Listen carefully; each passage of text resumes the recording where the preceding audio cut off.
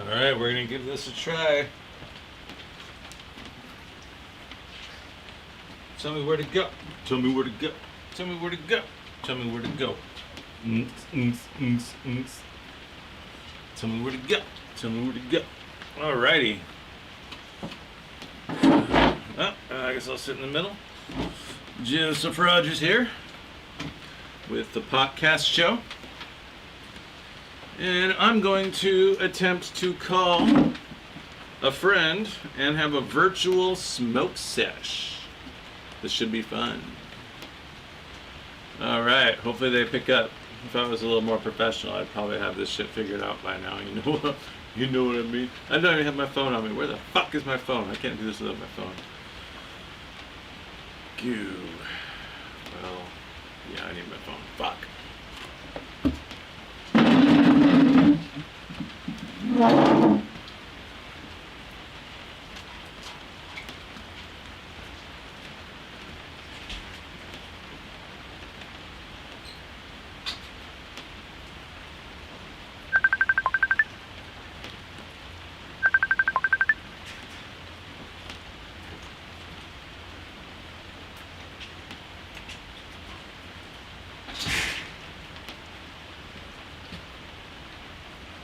Of course I missed a call from Billy. I tried calling him earlier, bro. Here we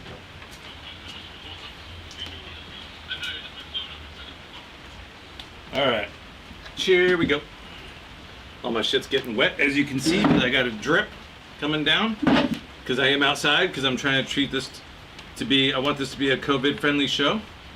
So we are getting our gear wet out here, for sure. We got weeds, joints, some fucking, what do you call it, black market weed right here, because you need black market weed, right? Mix it up from time to time. And got a random joint right there. Alright. Let's see if we can call a friend. See how this goes. Alright, Johnny O. Pick up. Please pick up.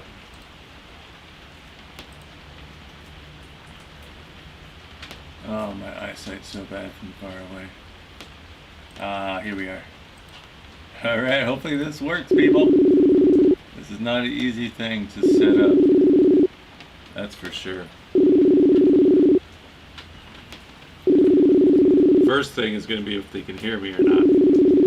That's the first challenge. What's up? What's up, dude? Can you hear me okay? Barely. Barely? Ooh, sorry Hang about on. that. Alright. There's nothing I can do about that, sorry. Hells yeah, we're doing a podcast or something. That's what's up. Virtual smoke sesh with Johnny Olander. Oh, yeah, they are. Hang on, brother. No worries, man. Take your time. I know I said I was going to call you at 4:20 p.m. It is now 6:34 p.m. Live time. I did change the time on him. I'm sorry. I hope I didn't catch you guys in a awkward time.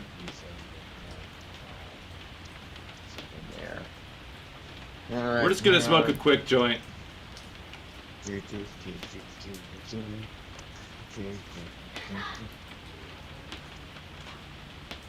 All right. We got visual. Oh, yeah. There you are. All All right. Well, I don't Sorry know how to about turn me that. up. That's all I right.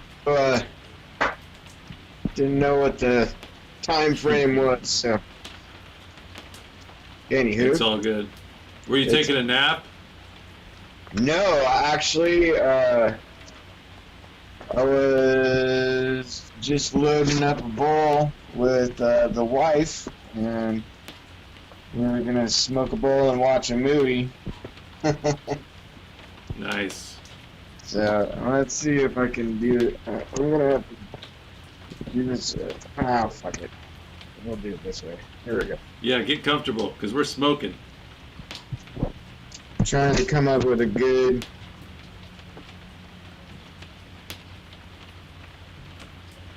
thing.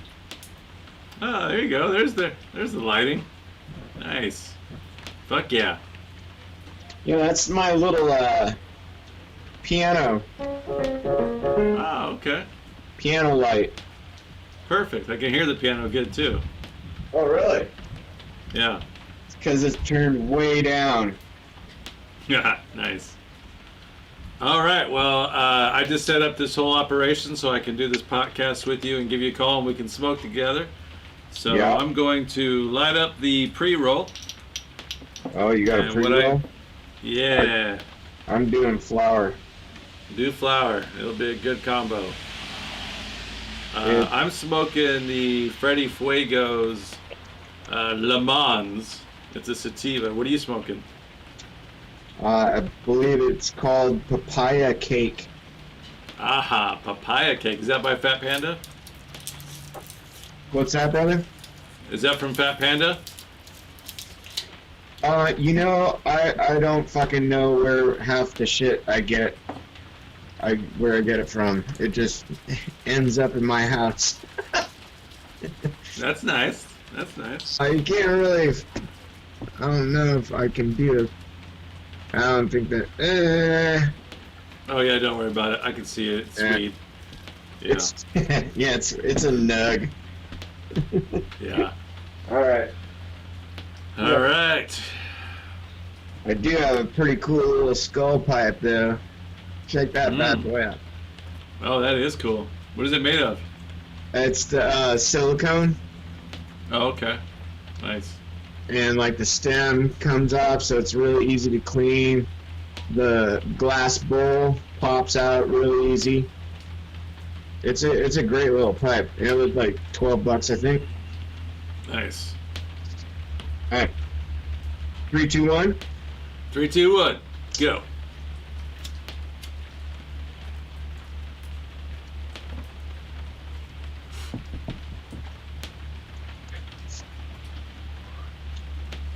Oh yeah.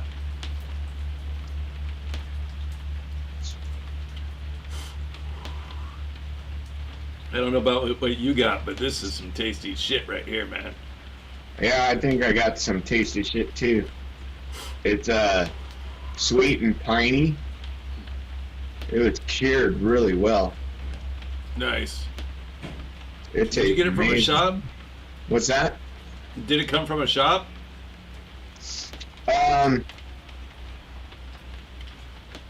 You know, I think it came from, what's that pot store right behind Rite Aid in Port Orchard off of Bethel?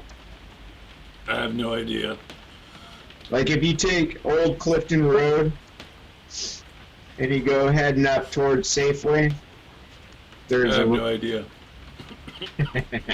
All right, well, I think it was from there. Cool. They're really cool cats there. Nice. So earlier on the live stream I did with Rot, our topic of conversation was black market marijuana. Black market.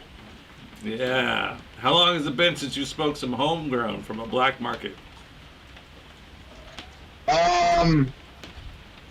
Well, you know, actually, I smoke a lot of, I guess it's called black market marijuana now? Yeah. Yeah, if it's not getting taxed, it's black market. Right. So, yeah, I have somebody that's very close to me, you know, we'll leave names and shit out of it, but, is just legit, has it down to a science, you know, knows what they're doing. It's their supplemental income, basically. And they happen to do, like, you know, like you have those gun shows. Yeah.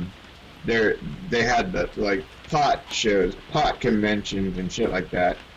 And they do a lot of movement through that, and that actually a lot of that goes to vendors like yourself, you know, and your so it all kind of comes back full circle. But Yeah, I never even thought of it as being black market, but you know, I guess it kind of is. But the quality of the stuff that he grows is just unreal. They have it down to a science, like I said. It's really.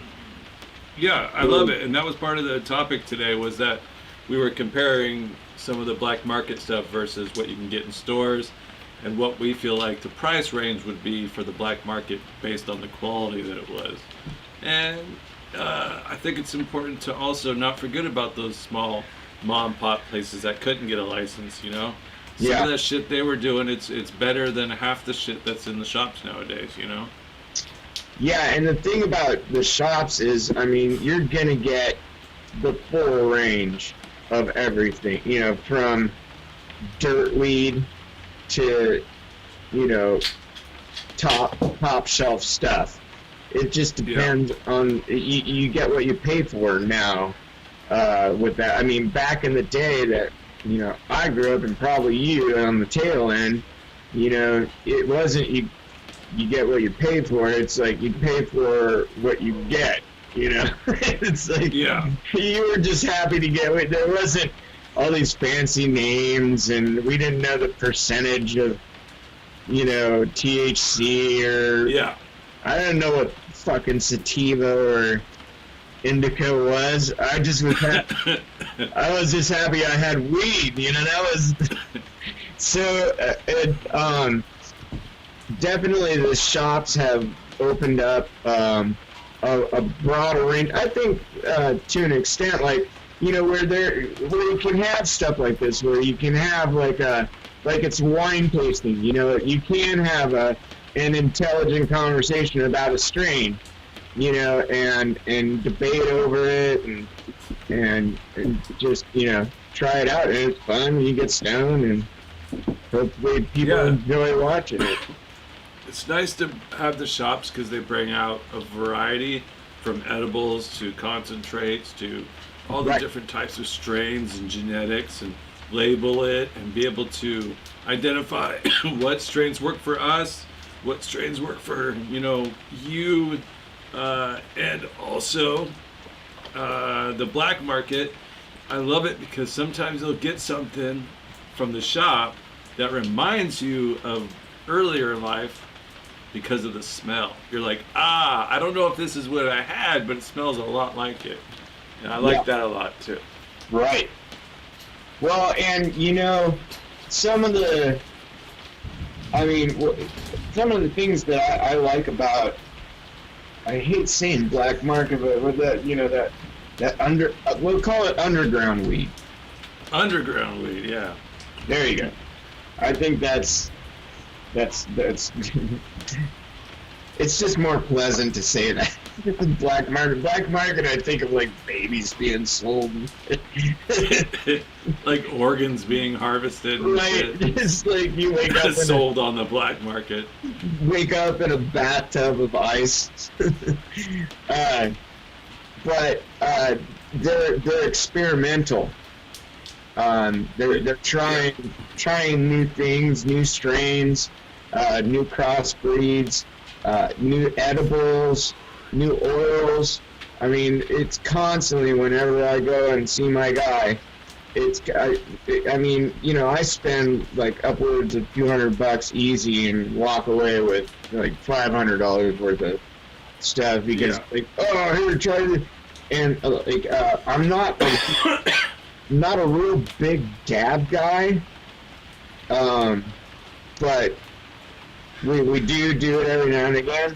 And I mean, there's always new dab stuff that he's making, creating, and giving us samples of. And it's just like, I've got like 3-year-old little things of dabs that I haven't even smoked yet, you know, just because I love flower. I mean, I'm just old school that way. So yeah, same here. I have tons of concentrate, not tons, but I have some really good stuff that I've collected. I collect it like it's worth something, you know. But yeah, like a wine, wine cellar, you know. Oh, this is from 1983. yeah, exactly. It's a really good year. It's a strain that doesn't even exist anymore. They lost all the genetics for it. 20 years later, you fucking dab it and you just get crossfaded.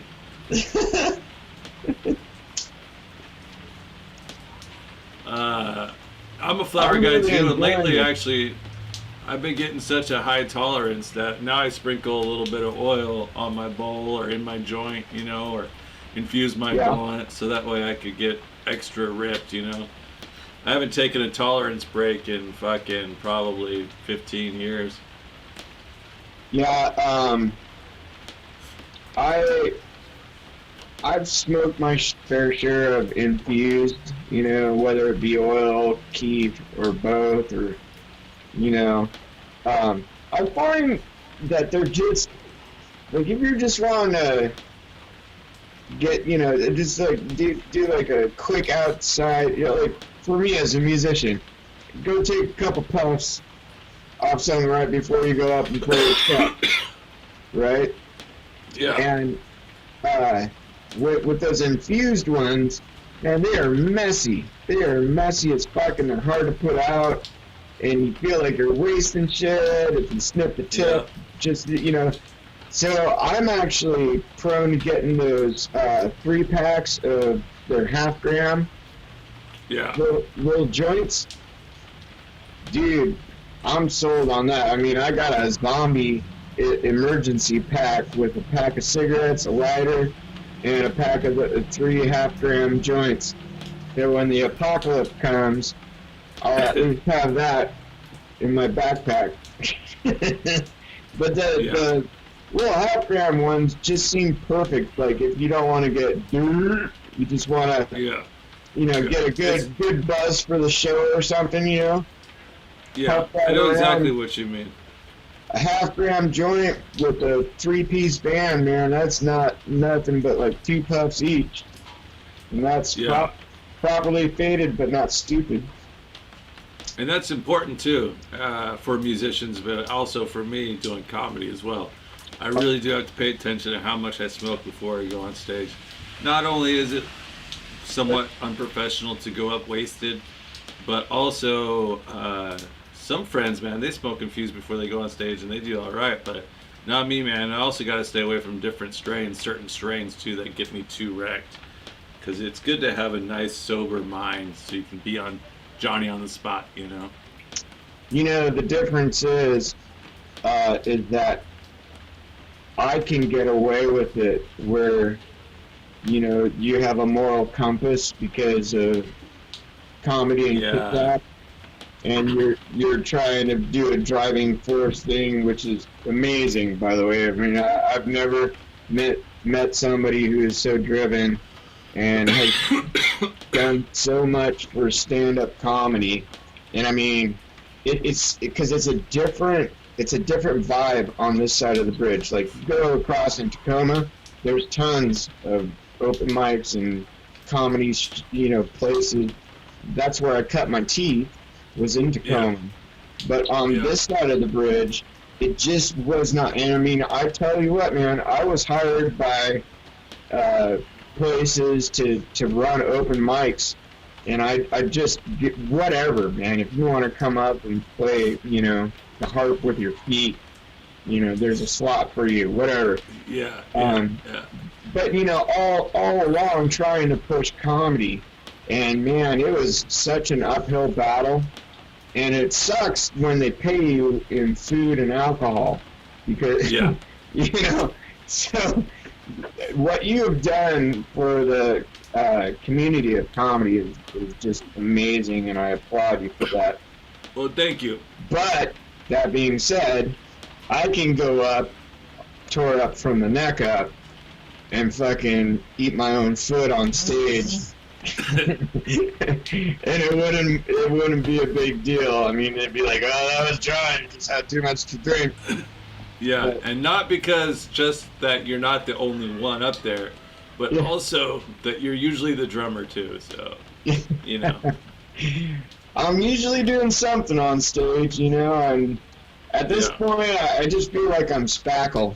Like, if anybody needs to hole filled, they can call me, and I'll just sit in. It might not be the best. It won't be the best. I guarantee it won't be the best, but it'll be fun. Yeah. I was just talking to Lori earlier about how upset I am that Mugly is no longer a band. But Wait, what? yeah. What? So, yeah, so I thought you I'm knew, hearing this but for the first time right now. Are you oh serious? yes. Yeah, so apparently I saw a post from Joe that said that his heart wasn't in it anymore, and the whole COVID thing's kind of has something to do with it, you know. Yeah. Then they sold all their gear, and then I was like, Really? yeah, I was like, damn, Wow. it's crazy because a band like that, I feel like there should be a last show. You know what I mean? Yeah, one last haul. Yeah, And I mean, they were getting into. I remember. I think the last time that I saw them live was at Lollapalooza at Eric's yeah, Eric yeah, yeah. Simon's, and I pulled Joe aside and I was like, bro, because I've seen him. I mean, we've opened up when I was in Slut Penguin. We went out to Helter Skelter and played Joe's bar. We've always known Joe and from Mugly from the ground up, and I was like, when he got done with that performance at a Lollapalooza, I came up to him and I was like, hey, bro, I just want to let you know that you guys are taking it to another level. Like, it's so entertaining to watch. It's so good. It's so tight. And, everybody has their own kind of stage performance, and it just, it was a power band, man. It was fucking, For sure. wow, I did not know that. I did not know that at all. Oh, that's too bad. But you know what? At the same time, I kind of can relate on a certain level with his mentality with this whole COVID thing, because I'm just like, what is live music gonna ever fucking look like? What is the no shit. new normal gonna fucking look like? And it's scary to think that that's gonna be lost. That human interaction, that vibe, that pulse, the sweat, the blood, the tears, the throw up, the fucking, Yeah, everything. everything gone. One fell swoop. And why? I swear to God. Just to see how the sheep fucking respond to something like this? That's Yeah. fucking bullshit. But anyway, It's I the same like digress. comedy, you know. But I feel like Exactly. I mean, how can you get the same vibe? How can you read a crowd? You can't fucking read a crowd. You might as well remaking the fucking Brady Bunch with insert laugh track here. It's just, it's sad. It's sad on levels that our leadership don't even comprehend, because they're not privy to our lifestyles and what we take value in. yeah. So there's two things. One of them is there is hope in that there could be a vaccine, and two, that we're just gonna have to plow ahead, man, and hope that we can figure out how to beat this thing, because I would hate for it if in my life, right in the stride of me pursuing something that I'm passionate about, gets interrupted. Because with things like this, man, this could affect you for the rest of your life. Yep.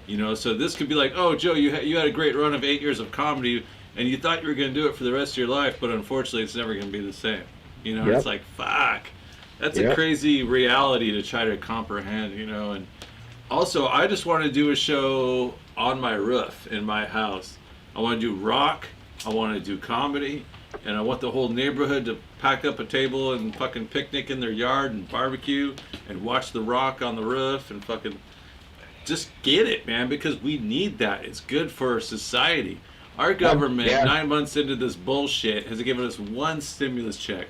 I feel so left hang out and drive from our government fucking us like this, man. It's ridiculous. I've toyed with the idea of getting a flatbed and rigging it up with, you know, a whole stage and just pulling into cul-de-sacs. Yeah. And just For fucking sure. playing music, doing comedy, playing piano, all that, you know. Yeah, just bring it to the fuckers, man. I'll tell you what, it's so funny as an entertainer when you're. I've never felt absolutely deprived of not being able to interact from a stage. That's never happened since I was 8. Since I first started doing musicals and started piano lessons and shit like that. I've never literally been deprived. Like, you cannot get on a stage and perform. So it's really. I did not realize how much that was my lifeline in a lot of ways, you know, because I'll explain why. We're having our deck rebuilt, right?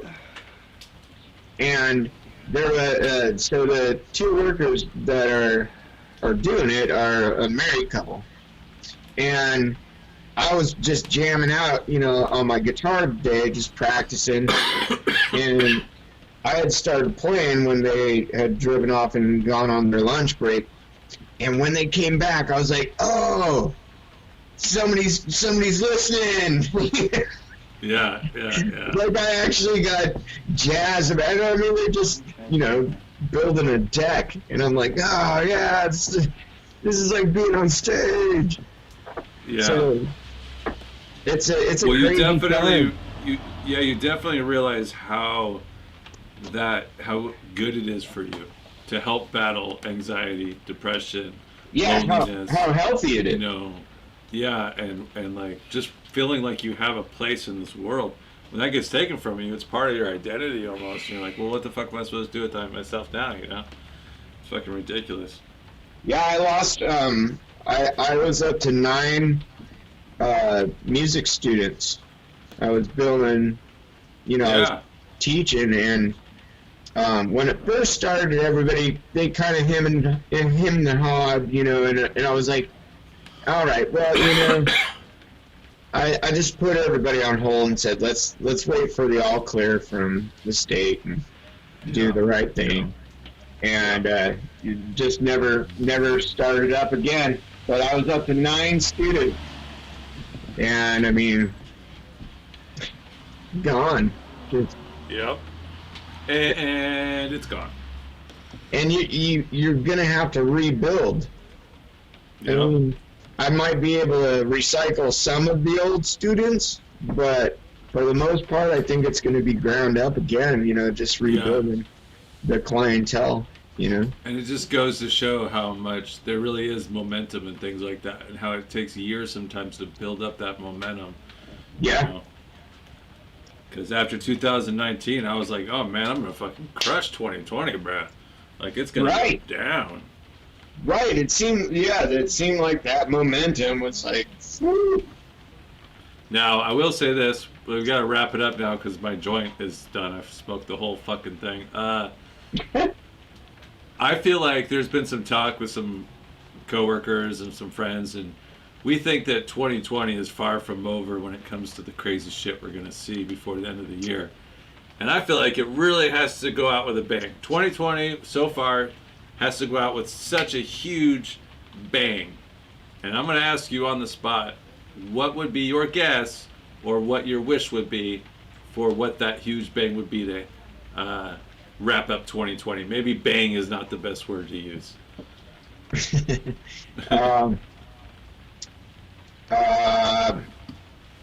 Like, I was thinking asteroid strike. Oh, okay. Maybe a little bit smaller than the dinosaur one, you know? Yeah, boy. You know, and that's a whole nother Oprah right there. Yeah. You know, meanwhile, while the little ants are bickering on planet Earth, we're still spinning around. Yeah. In the universe. Some people from work are saying alien invasion. Besides alien invasion, I would just say I guess understanding like humility and unity in humanity, and just coming together, and there's such division, and everybody's just laughing at us. All these other countries are just laughing. We're imploding. So I would hope that people would just. So you sounded like you were going for a positive note there, that we would create unity at the end of 2020. But then you started leaning towards like civil war in America. So. Well, you know what? There's going to be civil war if we don't get back to unity. I mean, that's plain and simple. And I mean, the thing is that the left and the right were created for a purpose that way, so that you would have a balance of how you look at an issue. Yin and yang, all that. So.